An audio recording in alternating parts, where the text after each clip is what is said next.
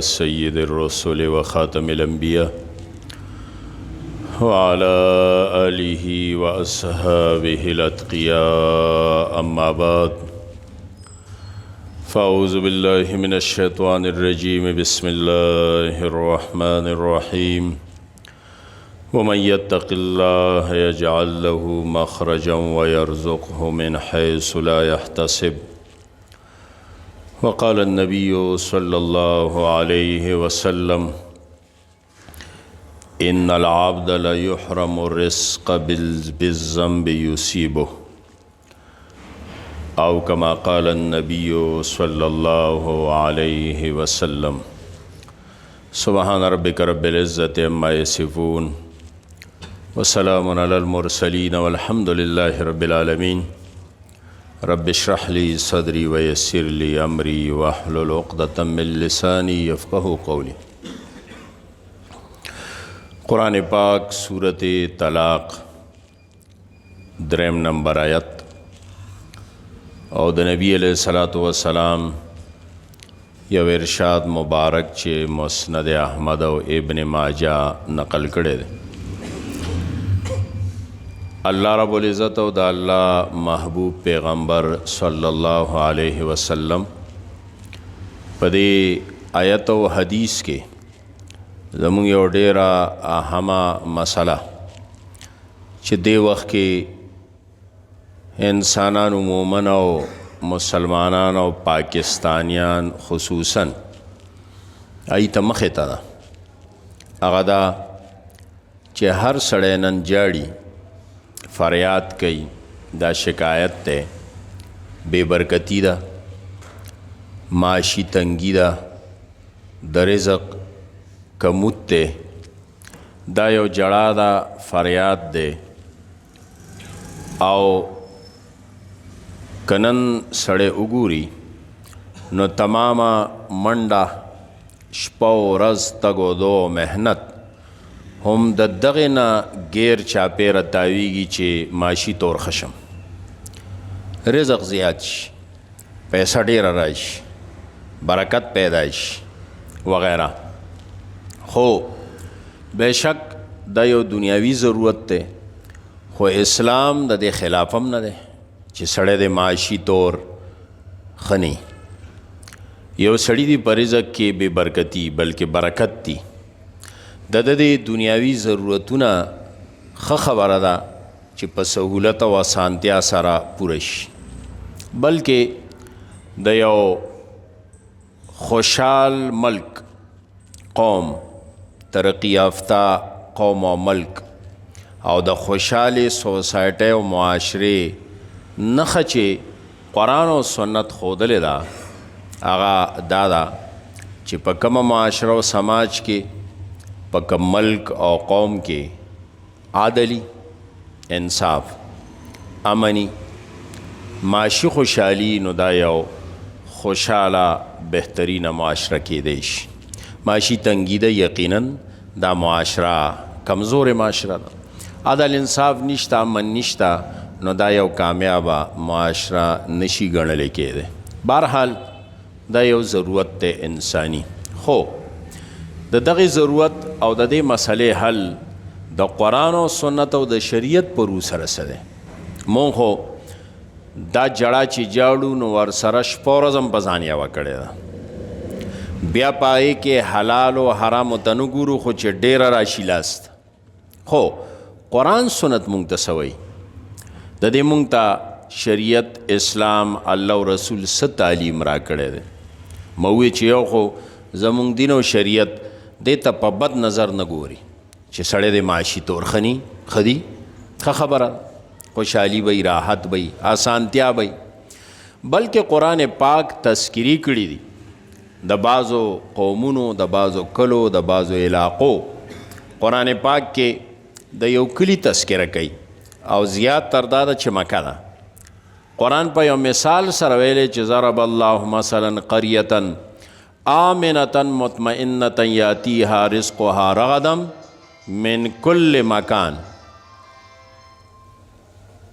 کل مکان فکفرت بانعم الله فاذاقها الله لباس الجوع والخوف. د یو کلی مثال وای، الله وای د یو کلی مثال بیانوم. دا سکله وطن چې آمنتم مطمئنتن، امن و امانو، خلکو د امن او د خوشحاله زندگی تیروله. یاتیها رزقها رغدا من کل مکان، دا هر طرف نه ورته رزق رات، د رزق اسبابو تقریبا مکه ده، خو هغه خلکو څه وکړل؟ فکفرت بانعم الله، د الله د نعمتونو ناشکري وکړه، نو هغه امن په بدامنه، هغه معاشي خوشحالي د رزق په تنګۍ بدل شو. فاذاقها الله لباس الجوع والخوف. الله صرف لغتن دا، صرف خوف نه، بلکې هغه کلی او وطن والا ته د لوږې تندې د فقر جامه واغوسته او د خوف او د یارې جامه ورته واغوسته. مطلب دا چې هغه لوږه، تنده، قحط، هغه خوف او بدامني ادي سره لازم ملزم شي. دا د الله د نعمت په ناشکریا.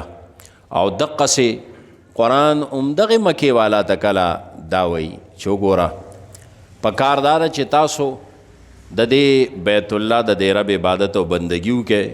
فلیعبدوا رب هذا البیت، هغه رب الذي اطعمهم من جوع وآمنهم من خوف. دا لوږې نه ماړه کړی، معاشي خوشحالي راوسته او خوف یې دله په امن امان باندې بدل کړ. اوس د دې شکریه دا ده چې خالص عبادت او بندگی وشي. وګوره خالص عبادت او بندگی دا د امن او د معاشي خوشحاله ضامن دی. او کله چې د الله ناشکري وشي، د الله عبادت پرېښودی شي، د الله اطاعت پرېښودی شي، د الله دین پرېښودی شي، د الله خالص عبادت نه شرک شروع شي، نو د هغې لازمي نتیجه به عمدی بدامني به، معاشي تنګي به. دا به راځي. نن مای مونږ خو ظاهري اسبابو تګ او دو ډېره کو، یاره مخکې مې 8 غنټې ډیوټي کول، اوس به 10 12 18 غنټې کوم. دغه خو ټیک دی، یو دنیاوي ضرورت ته اسباب دي، خو په دې بل پهلو مونږ نظر اچولی دی چې دا بدامني ولې ده، دا د رزق تنګي ولې ده. آیا الله ته زمونږ څه توجه شته؟ مونږ په دې خپلو عباداتو نظر واچو، الله سره هم تعلق صحیح که. قرآن او سنت چې مونږ ته سخولی دي په هغې باندې زمونږ نظر شته که نه؟ قرآن او سنت څه تعلیم راکوي؟ کله داسې په دې مثالونه ویلي دي چې مووې د مکې والا تذکره الله رب العزت کړی ده. او کله قرآن او سنت دا اسباب مونږ ته خولی دي، د رزق تنګي ولې راځي او دا فراخي بیا څنګه راځي؟ د رزق د تنګۍ یو وجه حدیث ما لوستی و، نبی علیہ السلام فرمای ان العبد لیحرم الرزق، دا بنده د رزق نه چې محرومیږي، د رزق تنګي راځي، معاشي تنګي راځي، د هغې اصل وجه دا ده بذنب یصیبو، د ګناه کې مبتلا شي، د الله بغاوت شروع کی، الله دل رزق ورکوي، د الله بنده دی، غلام دی. دنیا کې نوکر او غلام چې کله تابعدار دی نو مالک ولا ورکوي، او کله دی نافرمان شو نو هغه به هم پې خوراک سکاک جامه کپړه راټینګه کي. وګوره دی زما خبره نه مني ولې ورکم؟ الله رب العزت هم دغسې کوي چې کله ګناونه بغاوتونه زیات شي نو الله رب العزت بیا د رزق تنګي راولي. او د دې مقابله کې آیت چې ما لوستی د سورت طلاق، آیه کې الله فرمای ومن یتق الله، څوک چې تقوا اختیار کی، د الله بغاوت پریږدي، د الله اطاعت، د الله بندگی شروع کی، نو یجعل له مخرجا ويرزقه من حيث لا يحتسب، الله د تلارې کولو کی او د داسې طرفه ولا رزق ورکی چې د وهم و ګمانم د به خیالم نی، الله به دته د رزق دروازې کولو کی په تقوا، په خالصه بندګۍ، د الله په اطاعت او تابعدارۍ، الله سره حقیقي تعلق جوړولو باندې رزق فراخیږي، او د الله په بغاوت او نافرمانۍ سره رزق کی تنګي پیدا کیږي. رزق فراخي څه ته وایي؟ د رزق فراخي مونږ نه پیژنو. د رزق فراخي مونږ دې ته وایو چې چا سره ډېر لوی بینک بیلنس وي، ډېر لوی مال دولت وي، ډېر لوی ګاډي، نوکران، چاکران، بنګلي وي، لویه سرمایهداري، دې ته د رزق فراخي نه ویلې کېږي. کله کله دغه ظاهري مال متاع، دغه بنگلې، ګاډي، موټرې، نوکر، چاکر دا خوشته دی، خو سړی بیا هم پریشانه دی او کله کله پریشانه کنم دی، نو سره دا فراخوالي په د باندې بنده ده، نی خوري، نشي خوړی. الله په داسې امراض بیماری راولي چې شته ورسره خو خوړی نشي. دغې ته د رزق وسعت نه ویلې کېږي، دې ته د رزق برکت نه ویلې کېږي چې ډېره دي. د رزق برکت دا دی ډېره دي نه لږه دي، خو چې ستا ضرورت پوره شي، ته بل ته لاسونه نیسي، دا د رزق برکت. زیاتوالی ته د رزق برکت نه ویلې کېږي. او بل کله کله د حدیث کې نبی علیہ السلام فرمایل رزق نه سړی محرومیږي. نو رزق صرف خوراک سکا کم نه دی، رزق عربی کې اعطا ته وایي، ورکړه، د الله ورکړه. اوس د الله دا ورکړه خوراک سکا کم دی، پیسہ او دولت هم دی، خو د الله ورکړه دماغ هم دی، ذهن هم دی، صلاحیت هم دی، علم هم دی، هنر هم دی، وغیرہ وغیرہ. دا تمام رزق دی تر دې پورې چې د نیکۍ شوق او د نیک عمل کولو اراده دا هم رزق دی، د الله د طرف نه راځي. کله چې سړی ګناه شروع کی، بغاوت شروع کی، نو نبی علیہ السلام فرمایل چې یحرم الرزق، رزق د الله د عطا نه دی محروم شي. بیا ذهن کار نه کوي، ډېر به ذهیني، ذهن به ودرېږي، جام شي، الله دې نه محروم کی. دا د بغاوت او د نافرمانۍ اثري، د عقل به کار پرېږدي، دی به ښه فهیم عاقل سړی وي، خو کارونه به د ماشومانو شروع کی، عقل به کار پرېږدي. دارنګ د سر به یو علمي، خو لیکن هغه علم به یا هیریږي او یا به د علم په مقتضا عمل پرېږدي. د سر به یو هنر وي، خو باوجود دا هنر الله ته خفه شوی دی، لاس پې به تړلی شوي، څه به کولی نشي. بعضي تاسو وګورئ ښه کسبګر سړی به، فن والا خاون به، هنر والا به، خو دی باوجود د رزق تنګي ده، دا الله په هغه هنر بند دی په دې نظر واچوي خو شا چې زه څه بغاوت او نافرمانۍ د الله کې اخته یم. نو دا تمام رزق دی، څنګه چې خوراک سکاک رزق دی، پیسه رزق دی، دولت رزق دی، نو دارنګ دا هنر هم رزق دی، دا عقل او علم هم رزق دی، دا ذهن هم رزق دی، دا د نیکۍ توفیق ملاوېدل هم د الله عطا ورکړه او رزق دی. کله چې نافرمانی شي الله د دې تمامو رزقونو نه الله سړی محروم کی. اوس دا خبره ما کوله چې هغه کوم اسباب دي چې د رزق فراخي پې راشي. یو روحاني اسباب یې څه دي، دویم د دې رزق د دې تنګۍ نه وتو دپاره مونږ له څه پلاننګ پکار دی. دواړه کار دي که نه، هم به وایي دوا کې، هم به دعا کې. کله کله مونږ دوا کوو، دوا پریږدو، کله دعا کوو، دوا پریږدو، دواړه به کوي د رزق دپاره، بلکې د هر مشکل او مسلې دپاره، هم د دوا هم د دعا، هم روحانی لارې او هم دنیاوي لارې، دا بلټی. هغه روحانی لارې څه دي؟ یو څو چې د رزق تنګي ختم شي او د رزق فراخي او برکت راشي. پای کې اول د ټولو نه ترک معاصي او استغفار. اول ټولو نه سړی په ځان نظر واچي، دا په کومو ګناه کې اخته یم، څه بغاوت کوم، د الله حق رانه پاتې دی که د مخلوق پاتې دی، چرته ظلم خو نه کوم، چرته حرامو کې خو نه یم مبتلا، چرته سود خو نه کوم، رشوت خو نه علم، د بل مال مې خو غصب کړی نه دی. د ټولو نه اوله خبره به دی ترک معاصي، ګناه پرېښودل، او ګناه پرېښودو سره استغفار. حدیث کی راضی نبی علیہ الصلوۃ والسلام فرمائی څوک چې استغفار په ځان لازم کی توبه وباسي، گناہ پریدی او استغفار پزان لازم کی نو اللہ رب العزت با دتا د غم و تکلیف نه نجات ورکی. غمونه تکلیفونه مسئله الله په توبه استغفار ختمයි. مونږ مسئله پیدایشی نه الله ته توبه شته نه استغفار شته او اسباب ولا لټو اسباب هم لټو کا خو لیکن د اسباب نه مخکې د الله دربار. نبی علیہ السلام فرمائی استغفار پزان لازم کا نو اللہ بے د تکلیف مصیبت نہ نجات ورکی او اللہ رب العزت بہارا تنگ لار د تکولو کی بند لار بکولوش او د دا سے زین برزق ورکی چې د وهم او ګمان بمنه. د ټولو نه اوله خبره ده ترک گناه استغفار. دویم د رزق فراخه د پاره انفاق سنا سمال لګول. یا سړی زما د رزق تنګي د څنګه مالو لګوم الکه چې لکونو والا زرګونه ورکولی شي نو زرګونو والا سلګون ورکولی شي او سلګون والا یو روپۍ لس روپۍ ورکولی شي.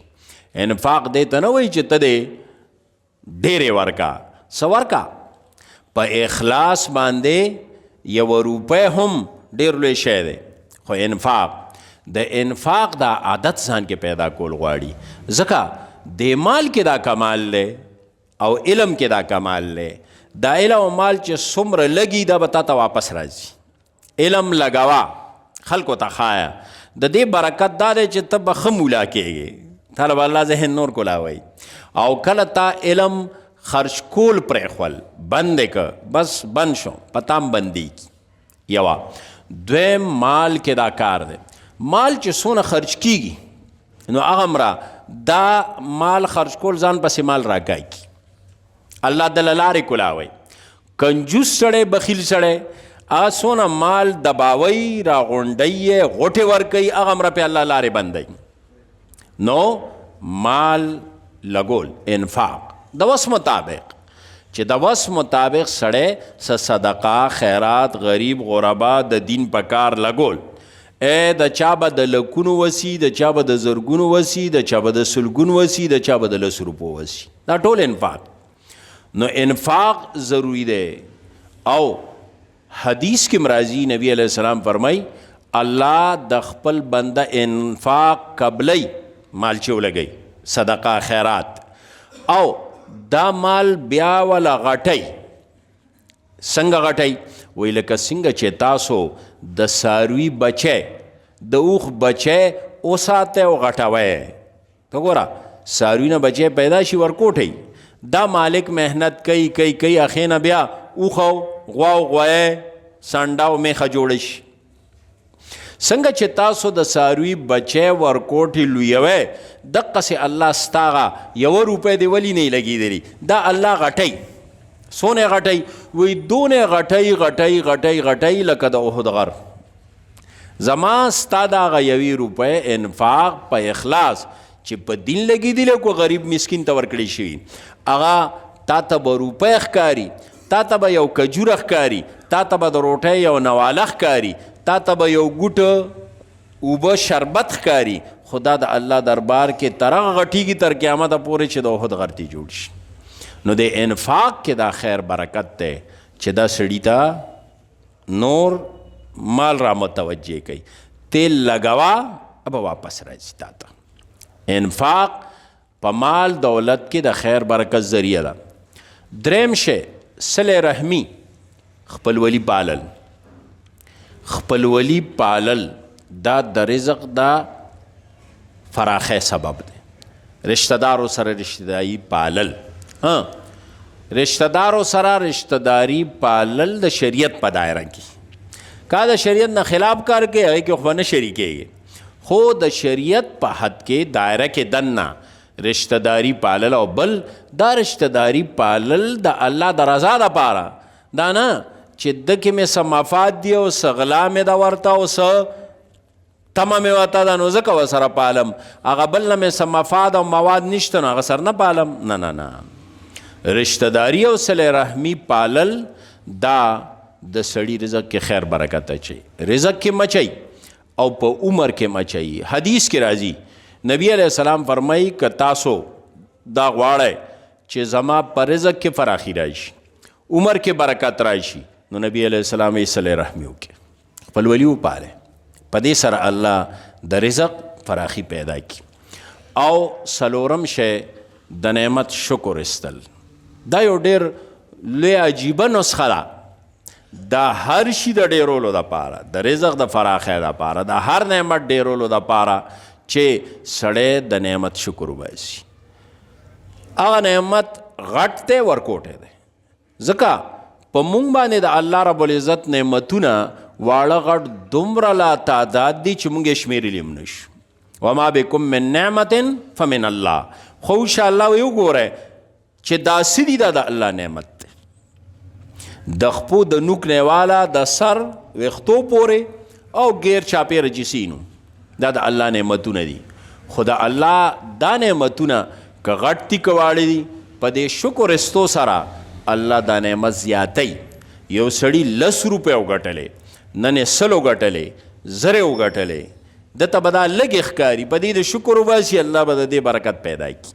سبا والا یا د دې نه ډېرې ورکوي، او که ډېرې نه نو په دې 1000 روپۍ به د الله د ضرورت پوره کوي. دا د الله د دې نعمت د شکرې اثري. او قرآن هم دغه فرمایي چې وإن شکرتم لأزیدنکم.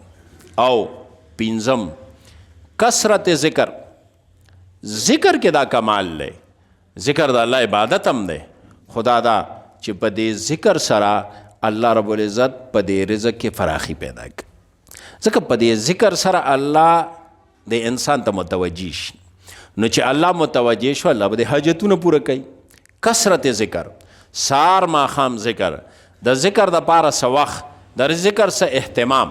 نو په دې کثرت ذکر او سار ماښام ذکر و معمول جوړولو سره الله رب العزت د انسان په دې رزق کې خیر برکت اچي.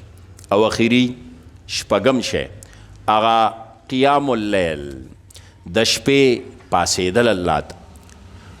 الله ته د شپې پاسېدلو سره الله تمام مسئلې حل کوي، مشکلات حل کوي. حدیث کې راځي نبی علیہ السلام فرمایي کله چې شپه اخره شي، ثلث اخیر، اخره حصہ د شپې، یعنی دا د پیشمنی ټیم وغیرہ، دغه ټیم کې دا ځانونو نه مخکې ټیم، په دې کې الله رب العزت د خپل شان مطابق د اول اسمان ته راکوشي.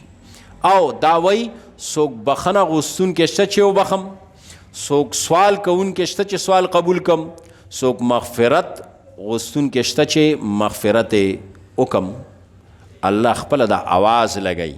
نو څه خیال دی چې سړی پاسېدلی دی او دغه وخت کې څه غواړي، الله به یې نه ورکوي. نو د رزق د فراخۍ دپاره تقریبا روحاني دا 15 امور او خبرې دي چې مونږ د دې اهتمام وکړو. نو د رزق دا تنګي به الله لرې کوي.